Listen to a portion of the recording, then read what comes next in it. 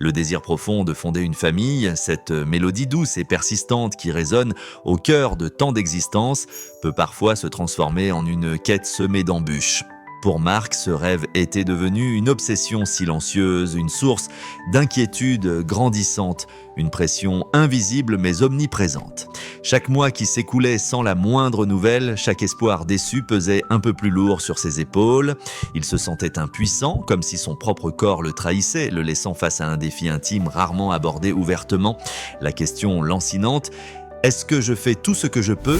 Le rongeait, instillant un sentiment de frustration, voire de honte, face à cette attente. Pourtant, un jour, Marc a refusé de céder à la fatalité. L'attente passive n'était plus une option viable. Il ne pouvait plus rester les bras croisés, laissant le doute s'ancrer et l'espoir s'étioler. Animé par une détermination nouvelle, il a entrepris une démarche proactive. Chercher, lire, comprendre. Son objectif était clair: reprendre le contrôle, dénicher des solutions, même les plus infimes, pour raviver cette flamme vacillante.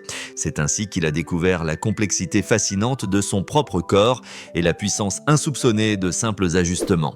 La première révélation, frappante par sa simplicité, fut l'importance capitale de l'hydratation. Marc a pris conscience de sa consommation d'eau insuffisante. Le sperme, a-t-il appris, est composé à plus de 90% d'eau. Comment dès lors le corps pourrait-il en assurer une production optimale en état de déshydratation chronique? Il a donc scrupuleusement intégré la consommation d'au moins 1,5 litre à 2 litres d'eau par jour, augmentant cette quantité lors des périodes de chaleur ou d'activité physique intense. Ce geste apparemment anodin lui a procuré un premier sentiment de maîtrise, une tangible sensation de prendre activement soin de son bien-être. Puis, Marc s'est penché sur la délicate question de la haute fréquence des rapports sexuels. L'idée préconçue était de maximiser les tentatives, mais la science lui a révélé que le corps masculin requiert un temps de régénération. Les spermatozoïdes, en effet, nécessitent plus de 72 jours pour un cycle de renouvellement complet. Une fréquence excessive de rapports, loin d'être bénéfique, peut paradoxalement entraîner une diminution du volume et de la qualité du sperme. Espacer judicieusement ces moments intimes, non pas au détriment du plaisir, mais dans une optique d'optimisation de la production, s'est avéré être une véritable épiphanie, allégeant par la même occasion une part significative de la pression psychologique qu'il subissait. Un autre axe fondamental de sa recherche fut la prévention et le traitement diligent des infections urinaires ou sexuellement transmissibles. Marc, comme beaucoup, avait sous-estimé l'impact potentiellement dévastateur de ces affections.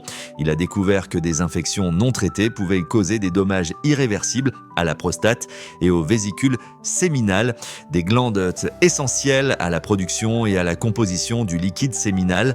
La vigilance face à des symptômes inhabituels et la consultation médicale sans délai sont apparus comme des impératifs absolus, une piqûre de rappel éloquente sur l'importance cruciale de la santé préventive.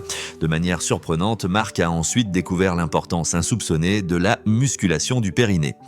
Longtemps perçu comme une préoccupation exclusivement féminine, il a rapidement saisi que ces muscles, souvent négligés chez l'homme, jouent un rôle primordial dans l'efficacité de l'éjaculation.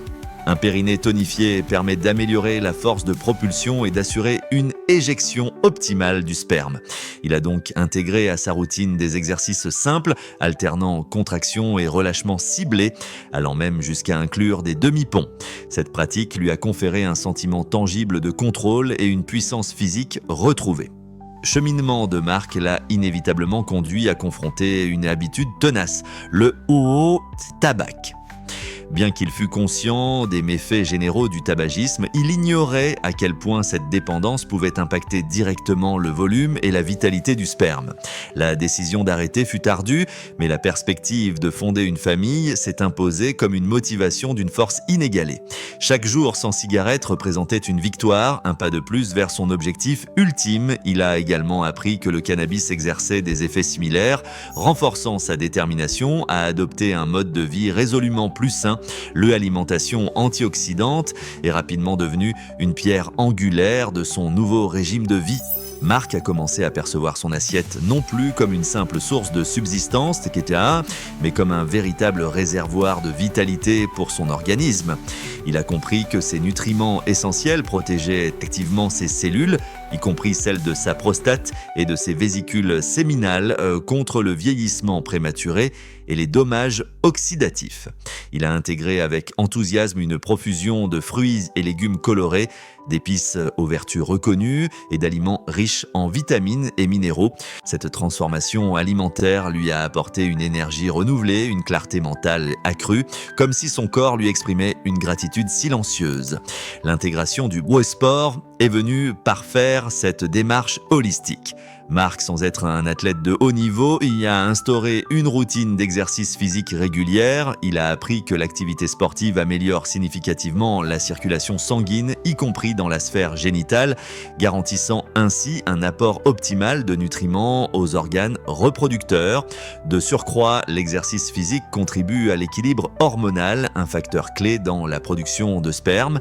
Il a découvert que le sport n'était pas seulement bénéfique pour son corps, mais aussi pour son esprit, agissant comme un puissant réducteur de stress et un amplificateur de bien-être général.